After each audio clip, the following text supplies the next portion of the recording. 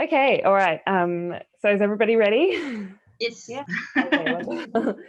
Okay. Hi, everyone. My name is Kathleen. I'm the Digital Marketing Officer at Synapse, Australia's brain injury organisation. Welcome to Brain Injury Awareness Week. Our theme for the 2021 Brain Injury Awareness Week is that all brain injuries are different. We say this because each brain injury manifests in various ways, and unfortunately the causes of acquired brain injuries are wide and varied. Today we're wanting to raise awareness about a condition called encephalitis, or encephalitis, depending on where you're coming from. According to Headway UK, encephalitis is an inflammation of the brain that is caused by infections. There are two common sources of infections: a virus entering the brain, such as herpes simplex, and autoimmune, which is when your immune system starts attacking the brain in error. It can only be diagnosed with a lumbar puncture and is often confused with migraines. Some long-term effects include impaired speech, memory loss, fatigue, and aphasia. So here with me today are our four guests. We've got Veronique, Corinna, Rachael, and Karen, who all now identify as having brain injuries as a result of encephalitis.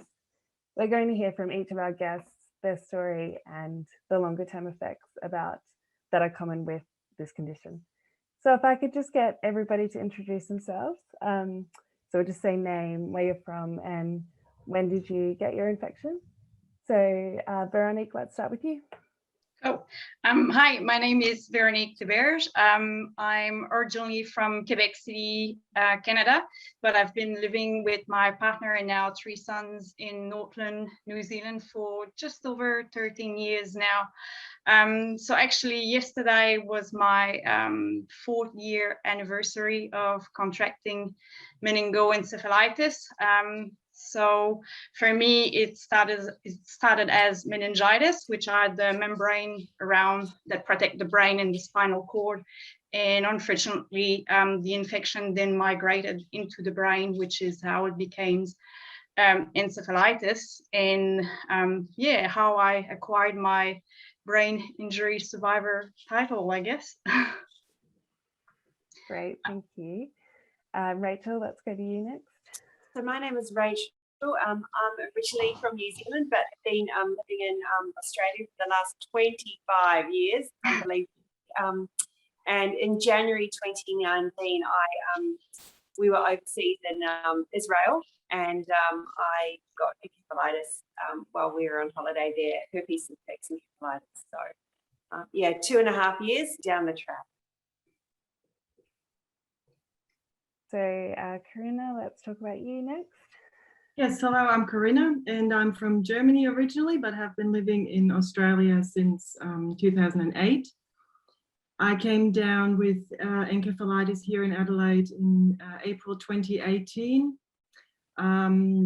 caused by the herpes simplex virus.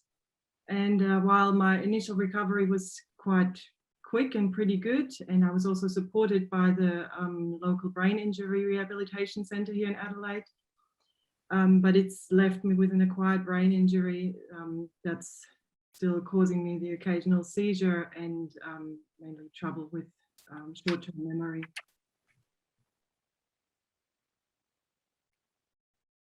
Karen, welcome. Let's go to you next as well. Hi there, everyone. It's lovely to chat with you. My name's Karen Tighe and I'm in Perth. I'm originally a Sydney girl. That's where my family are, but I've been living here now for 18 years. And I found myself in hospital nearly 17 months ago, so March in 2020. And I was diagnosed with HSV1 encephalitis, so herpes simplex virus, which they told me was the type of condition where more often than not, and I've had a handful of cold sores here over my life, but instead of having a cold sore, something happened and I got an infection in my brain up here. So I don't remember actually going into hospital. My husband took me in after a GP had been able to come and visit me at home. And for the first 2 or 3 days, I have zero memory of testing. And it's only my husband saying to me that I didn't know who he was. I didn't know that I had a son, let alone his name. And it all just went from there. So It's been step by step for me, and just briefly, I'm very excited that after this time has gone, that I'm getting very close to going back to work. So that's thumbs up. Okay, so that's very exciting as well. Congratulations. I did want to talk about the everybody's, sorry, excuse me, there's a train in the background here, longer term effects, particularly sort of how that affects you day to day, which you've all touched on briefly, but is there, I know there can be loss of vision, memory loss, which you've mentioned, Karen, and extreme hypersensitivity. Could we just talk about those sort of effects, or immediate and longer term? Corinna, I know you had some loss of vision immediately after your infection. Would you mind discussing that a little bit further? Yes, so the encephalitis, it hit me completely out of nowhere. I'd been completely fit and healthy the day before, and woke up in the morning with a severe headache. There were blurred lines running through my vision. I was very confused and disoriented, struggling to find the bathroom in my own house. And I went down to the GP, which was fortunately just down the road, who suspected a stroke and called an ambulance to get me to the hospital. They put me straight into the CT scanner, but the scan came back clear. So they kept me during the day. My temperature was very high. I had this very exaggerated sensitivity to all the noise, all the lights, the hustle and bustle of the emergency. It was driving me crazy. Everything seemed so exaggerated.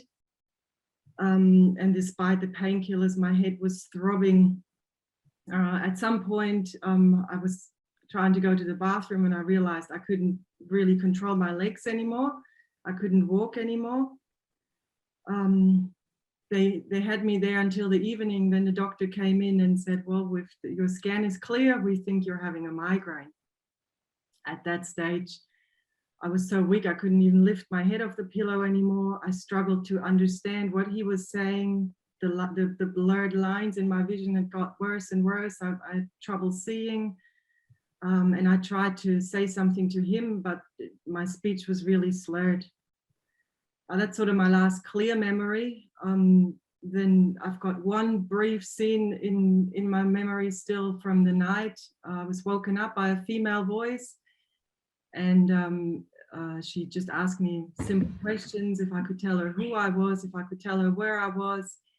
And one eye I couldn't see anything out of, and on the other eye I had this tiny little field where I could sort of make out some shadows, and I was trying to find the lady who was speaking to me, but I couldn't make out anything. And she was asking me these questions, and I tried to answer her, but couldn't answer anymore. And eventually she just said to me, okay, you rest, and we'll look after you. And from then on, I've got no memory. I fell unconscious. I had a tonic-clonic seizure, which then, made the doctors realize that there was something attacking my brain. I had a CT scan done and a lumbar puncture, and that's when they found a herpes simplex virus in my spinal fluids, and they started me on the cyclovir treatment. I woke up the next day, perhaps, I don't know, afternoon or evening, and I remember waking up and being able to see again, and just being so relieved from waking up and having my vision back, that I thought, oh, everything else is just irrelevant. Nothing else matters now. And even when the doctor told me that, that I had herpes simplex encephalitis, and it had done some damage to my brain, and they wouldn't be sure what the long-term consequences would be, to me, it seemed so irrelevant at that time. It just seemed, oh, I can go through that. That's okay. I've got my vision back and I've woken up. Yeah, wow. I know you mentioned that there was a sort of sense of euphoria around that particular moment, which, yeah, I can only imagine. Veronique, I know there was some effects on your communication, particularly around your speech. Would you like to talk about that at all? Yeah, so I guess for me, the main residual effects 4 years on, it's really like neural fatigue. So neural fatigue, affects your attention, your concentration. Multitasking is a story of the past. My coordination, managing your emotion can be still quite challenging at times. But the thing that's probably affected me the most and changed me the most is that when the brain fatigues, I start to develop a speech impairment. So my speech will become slow, slurred. I know what I want to say, but structuring my thoughts and putting them across becomes really, really challenging, to the point where, talking is more exhausting than running a 10K race for me. It's just that insanely stupid. So there's the speech impairment that's a part of the residual effect, but the speech impairment itself has had a huge flow-on effect on the rest of my persona. So my confidence has been altered. I'm not as assertive as I used to be. And social gatherings or being in social situation can trigger a lot of anxiety. Part of it is that when my speech starts to slow down, I can't stop it. It just happens, and it's like a rolling train. The only way to have it bounce back is to basically have a good rest and come back later. But I see it happening in front of me, and I'm very self-aware that I'm slowing down, and I can get quite self-conscious. So I find that aspect really, really hard. And I mentioned earlier, it's been 4 years now, and I don't think I've truly got used to it yet. Every time it starts to happen, and it's starting to happen now, it is just as heartbreaking, because you feel robbed of a part of your personality that I actually very much like. Communication is a big part of life for all of us. So in the last few years, things improve, but lots of ups and downs still. So in last few years, I tried to think about how else can I communicate with people in a manner that suits me, that I can put my thoughts across clearly without feeling rushed to do so. And that's when I really started writing lots about my experience and my journey from recovering from encephalitis in acquired brain injury. It's giving me a voice back, and it's something that that I've really grown to do. Not something I thought I'd ever do, but that's my way of communicating, with other people, like those lovely ladies here who can relate to the challenges we all have, although they differ, but also communicating with people outside the brain injury communities, so they can hopefully better understand some of the challenge that we have to factor in our everyday life. Another aspect before I let someone else share their experiences. Aspect that's quite important to me is, brain injury recovery.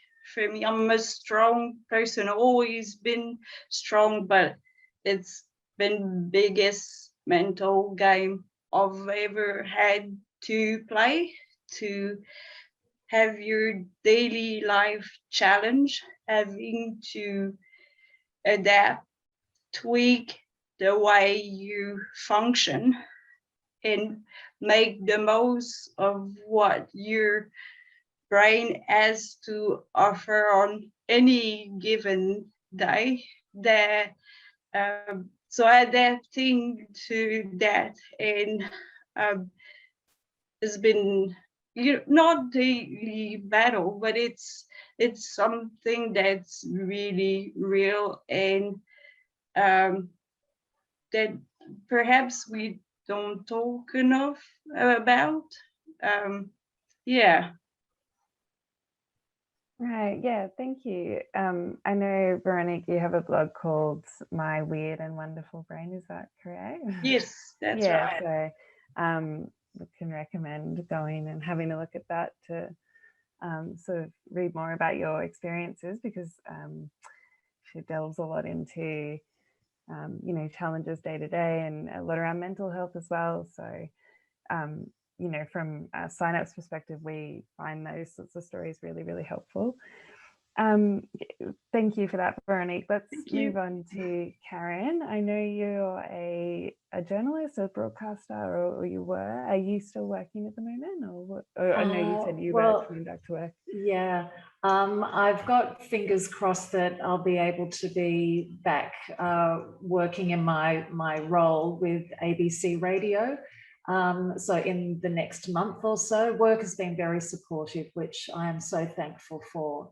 But in short, I suppose, depending on what defines yourself in life or in your work, for me, my work just happens to be me speaking, whether it was in the past with TV or radio with Radio Sport, as it's been for so many years. So, of course, when I started, this happened to me last year, and I was really unwell. It was also fighting within myself. I can't believe that in a few months' time, I won't be right to be back on air. I can't believe that. And I think in the end, that was something that worked against me. Just to try and condense everything, when I really think back to just a year ago, and especially last June, July and August, and I just dotted these few things down.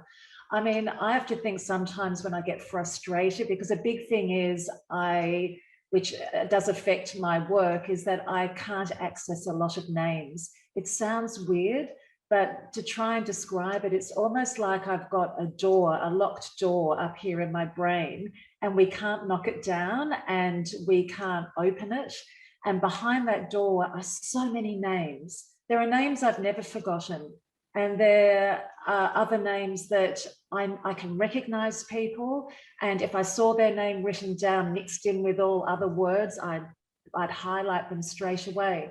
But without that help, just to say it, it's been very challenging, and that's got me down on many occasions. But psychologically, I'm in a much stronger place right now. But I went through this time of last June and July in particular. I mean, for me to initially, when I just got through that first month or so of just sleeping so much, and that's what the hospital told me, you will just, if you can sleep, just please sleep, which I did. But then when things started coming into my brain, like your address, I couldn't say my address in the house that I've lived in for nearly 18 years. But I could tell you then the address where I grew up in Sydney, like that. And yet the house that I was living here in Perth, I couldn't tell you that. I couldn't tell you the name of the hospital. I could picture everything, but I couldn't tell you the name of that. And that started terrifying me. And my husband was being supportive, saying, just write these things down. But I was being just not good to myself. I was saying, I don't need to write these things down. I'm just going to memorize them. And I got angry with myself. And then very quickly, a few things that happened physically. When I was getting so annoyed, I was losing hair. I've never lost hair in the way I did over nearly 2 months. And it was just, I could pull it out in the shower. Anytime I touched my hair, it was just coming out. I lost a lot of weight. I lost 8 kilos in the end in quite a short period of time, because what was happening to me, I was constantly in this feeling of just being on edge, to the extent that last July, I've never had this before. I felt anxious at times or wanting things to go well with work or something else. But this anxiety, I could not. I'm sitting in my house at the moment, just absolutely fine, having a chat with you. This time, or last July, I could not be in my own house on my own.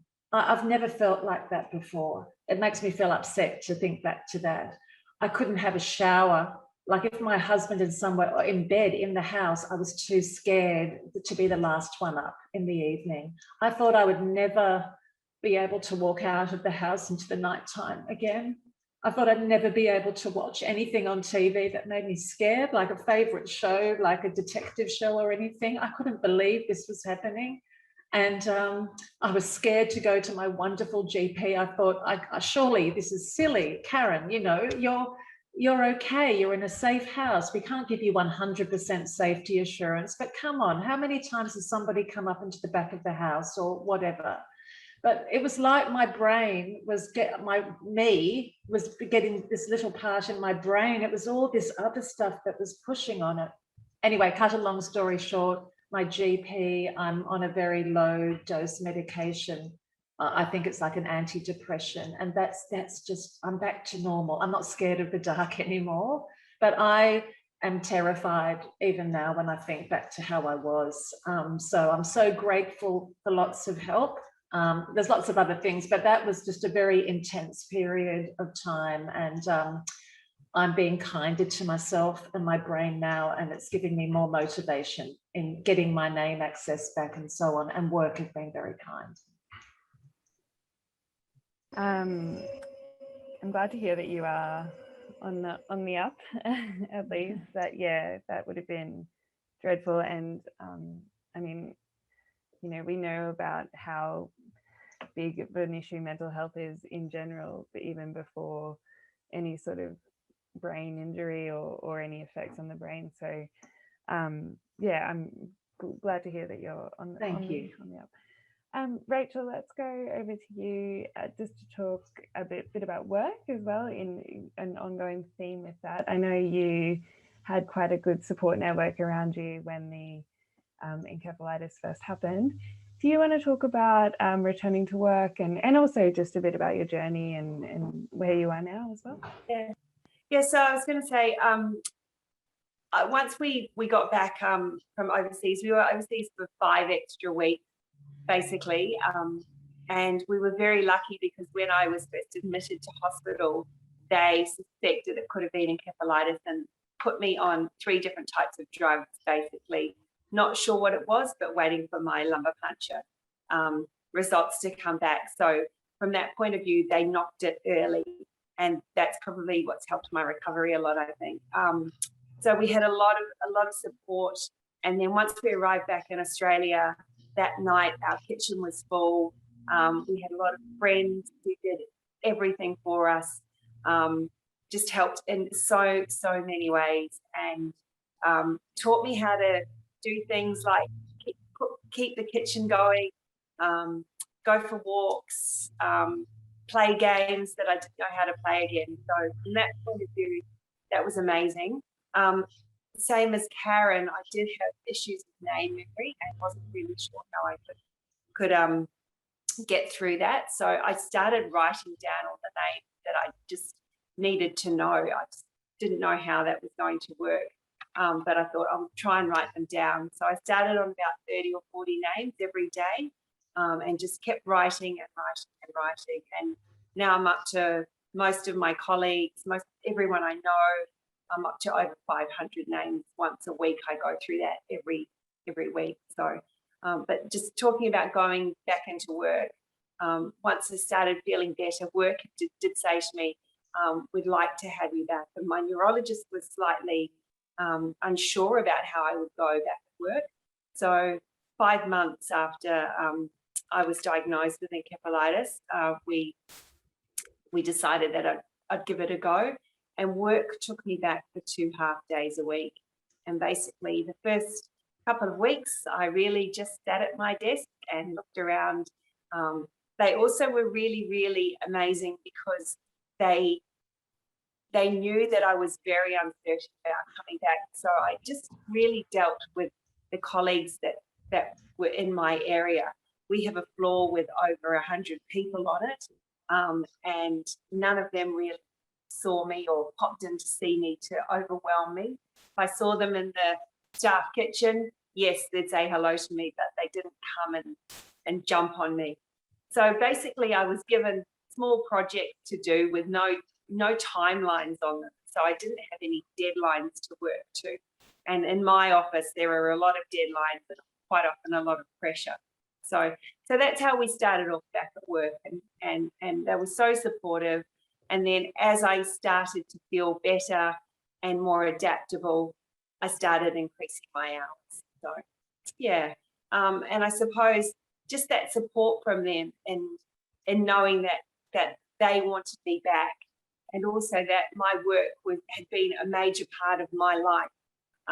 You know, I've always had a career, so it's interesting to see maybe someone who didn't have to work in the past. It would have been different, but that was a major part of my life, and so going back to work really helped me a lot. And now I'm back to pretty much all my normal duties, working 4 days a week. I'm not going to go back to 5 days a week. I'm going to stay on 4 days a week. I take a Wednesday off. If I'm tired, it's just a good day in the middle of the week to recuperate and get back up and running, and yeah, also focus on other things like helping raise awareness of encephalitis. Yeah, congratulations. That's a pretty big achievement to get back there as well. So and well done. just I'm very, very lucky because I had so much support, and I think that's really helped me a lot. So yeah, it definitely can be a make or break, we have found.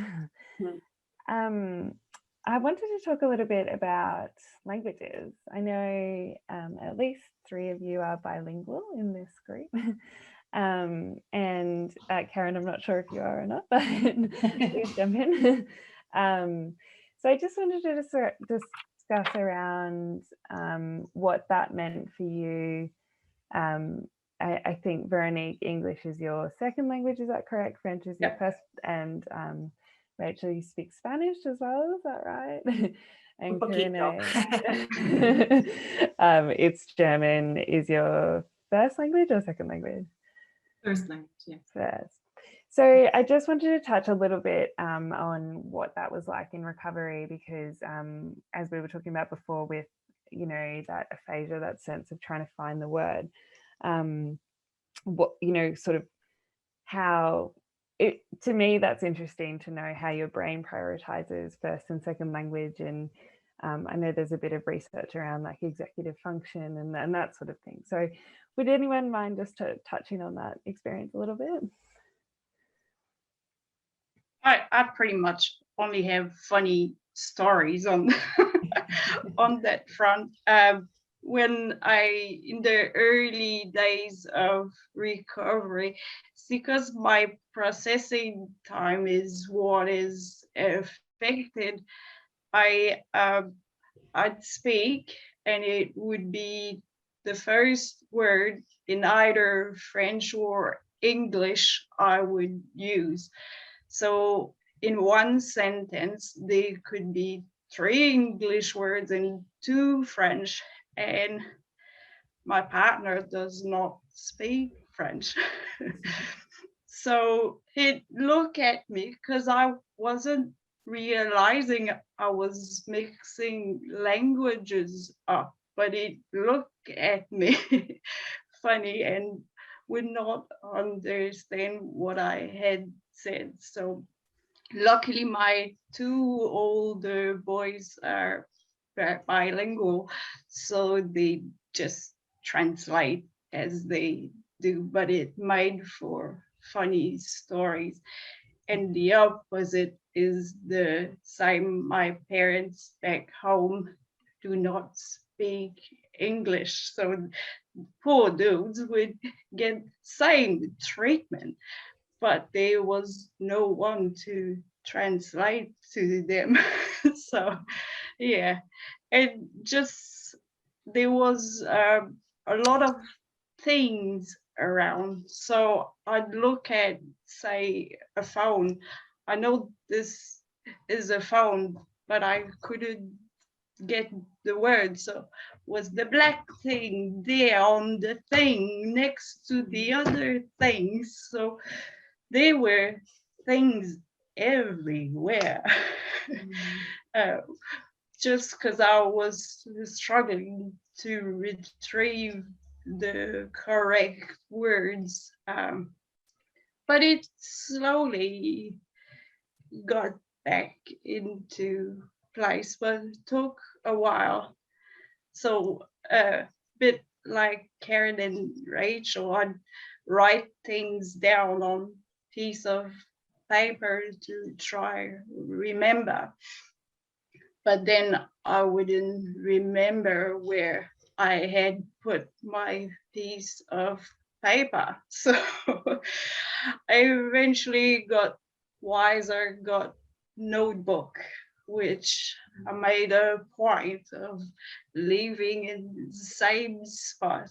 It gradually started being better with short-term memory, words retrieval. But yeah, spitting the words out can still be very challenging in my case. All right. And did anybody else? Thank you for that, Veronique. Did anybody else have an experience with that as well?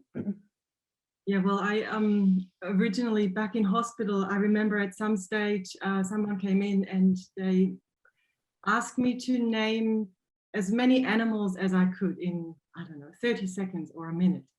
And my first thought was, what? Don't you want to give me a letter or something? That's too easy. And then I started, and I think I made it to 5 animals. And I knew, you know, oh no, hang on, there's this animal, there's with the gray one with the big thing. Just like Veronique was saying, it's just you cannot think of the word, but it's all there. The words are somewhere, as Karen was saying, locked behind a door, and you know you've got them, you just cannot access them. And a bit later down the track, I realized, especially in writing, it makes it easier when you can't think of a word. Quite often I could try to think of it in the other language. So if I'm writing in English and I can't think of the English word, often I could think of it in German and then I could translate it into English. And that worked both ways for me. And that has been very, very helpful. Of course, in conversation, it is still difficult because you haven't got that time to think of it in another language and then translate it. But in writing, it has helped, and it has also, it gives you a bit of confidence to know these words are there.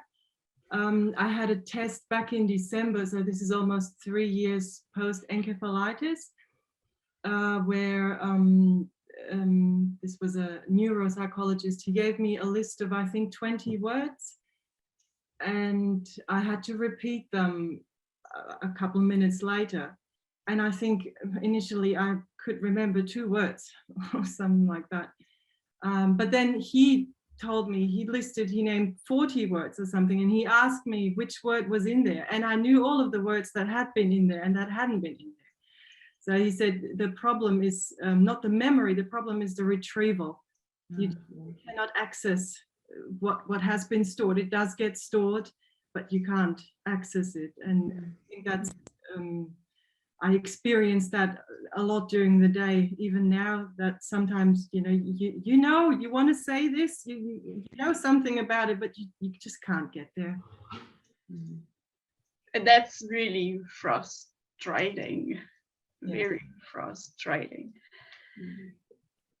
Because you used to know it. It used to be second nature.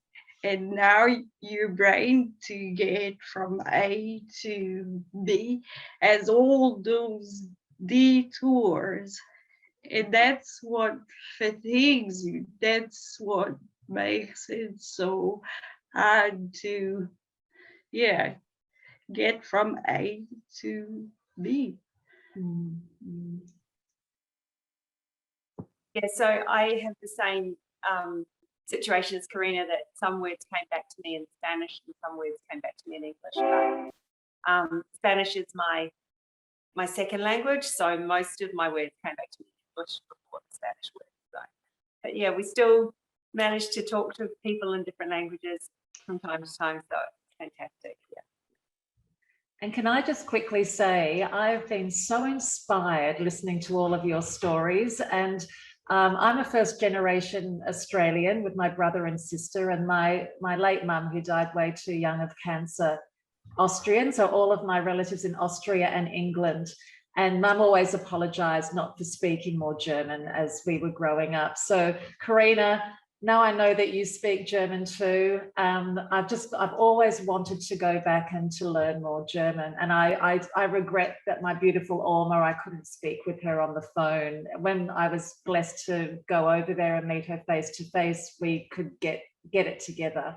But I'm inspired. And I think also, just quickly jumping to something else, inspiration is so important for me. It's been, and to meet these wonderful women.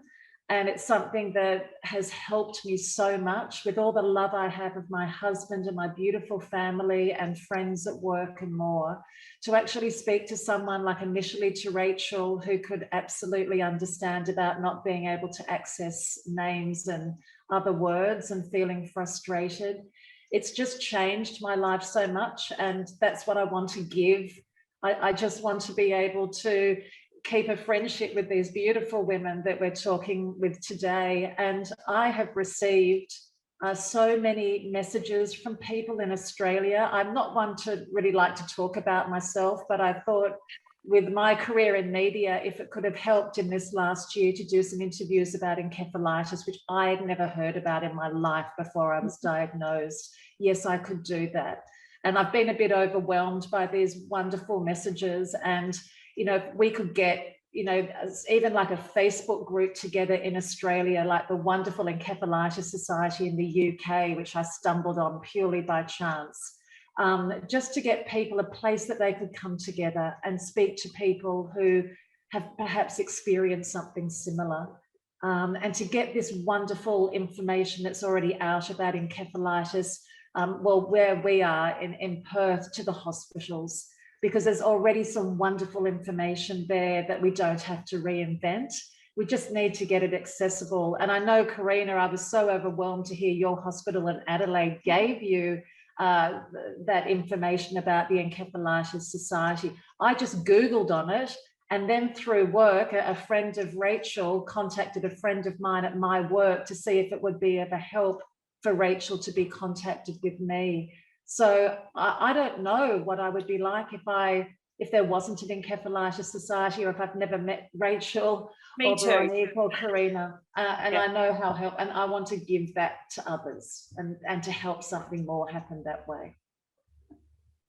Yeah, we find that time and time again that support networks, wherever it's coming from, online, that peer-to-peer is genuinely the most important thing, and what people look for, particularly post ABI. Just on that note, is there anything else that there is that you wanted to talk about in terms of raising awareness? Anything people can do?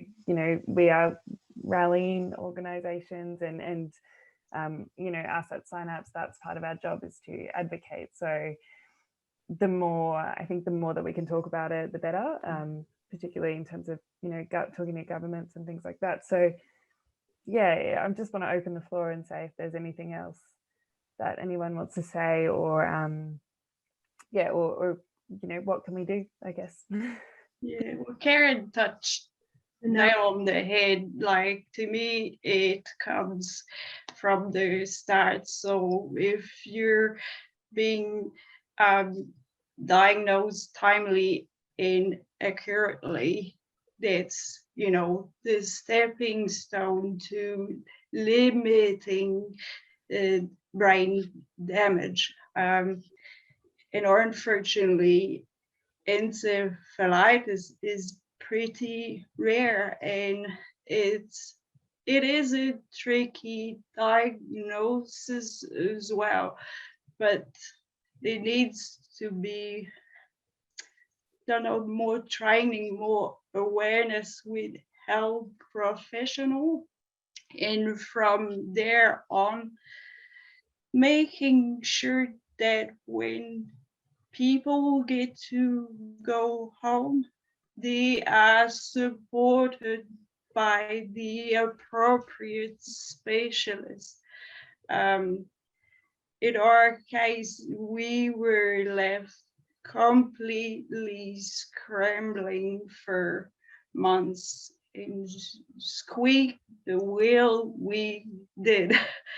But to me, when you go home, if you know support will be there, that's really reassuring. Takes the anxiety of living in a new world out a bit. You feel supported, and peer who've had same experience, I find very valuable, because we understand as much as my greatest people supporting me are supporting. When you live it, you get it, and that's invaluable. So I think it's really important to understand that encephalitis, it can, yes, it is rare, but it can hit anyone, irrespective of age, of gender, race, or you don't even need to have any medical history. But then studies from the Encephalitis Society, they show that right across the world, 70 to 80% of people have never heard of encephalitis, or can't tell you what it is. So yes, with, by telling our stories, I hope we can help to change that a little bit. And, if anyone hears it and is affected by it, for them to know that there is support out there, and to reach out. For me also, it's been so amazing to meet these wonderful ladies and to share stories and draw inspiration from one another of what we can do to help ourselves, but also to help others and to raise awareness. Yeah, I think I'll just ditto all that. Definitely. I think the diagnosis is really important, and so getting all that information out to the whole medical sector is really, really important. Just that encephalitis does exist, and it might not just be a headache or a stroke. It could be something else, a migraine. Not just that. It could be something much more serious. So, but also I think we're just really, really lucky that there's been lots of support, from my side of things, and I think that's the thing that needs to be worked on as well, is that basically post recovery or post dehospitalization support. So once you're home, what support is there out there? That really needs to be worked on as well. And from my point of view, I was really lucky because I had so much support from so many people, but there's nothing in place. That was just luck. So just trying to get all that. There's no organizations together. Yeah. Yeah, where for some other illness you have clear protocols to follow. I'm not sure it's in place for encephalitis. Well, my experience has not been that way. Yeah, so guidance and protocols within medical system would be a good place to start. Yes, just very quickly, that was exactly my experience here in Perth with the hospital I went to. They were wonderful. I would say no criticism at all. Lovely, lovely. But the only thing I got when I left and when I came home, they said, we'd prefer you to be able to go home, but you'll get a nurse coming every day to continue this medication I had to have for another 2 weeks. And they were all lovely, but there was no other information I was given about encephalitis, except the recommendation to link up with my GP and maybe to go and see the GP at least once a month, and that they would want to see me again in 6 months' time. And they did say, look, Karen, at any time, if you have a headache or you're feeling sick, you let us know straight away at the hospital. But that was it. So again, I think that's why I just felt, especially when I was more aware of the fact that I couldn't access so many names and words. Then I became so panicky about I'll never be able to go back to work again. And I just felt so alone, even with the love of my family and friends, and my beautiful sister who was able to come over for a week when I was in hospital and support my husband and son and just sit by my bedside. I'll never forget that just beauty of my sister. But yeah, I just felt incredibly alone. And so I just think all of this, to meet these beautiful women here that we're speaking alongside today, and the information that is out there for something that I've never heard about, just to get that information into the people that can really use it so well for patients like us, the hospital systems, the GPs and so on. Yeah. Thank you for that. Thank you, everyone. So I guess it's a lot around raising awareness, particularly with healthcare providers, as well as connection and support, really. I think that's sort of what the main takeaways are. We'll have to wrap it up there, but I do just want to say thank you so much for your time, everyone. We really, really appreciate it. And it's a really, because obviously acquired brain injury can be such a broad umbrella. So for an organization like ours to be able to focus on a cause, especially one that like you've all touched on, people don't know a lot about, I think it'll be really great for us to be able to raise awareness for it where we can. Yeah, thanks for allowing us to do so. Yeah. Yeah, well, no, thank you, Veronique. I know you were sort of the driving force on a lot of this. So, but yes, it's been really lovely to speak to you all, and thank you very much for your time.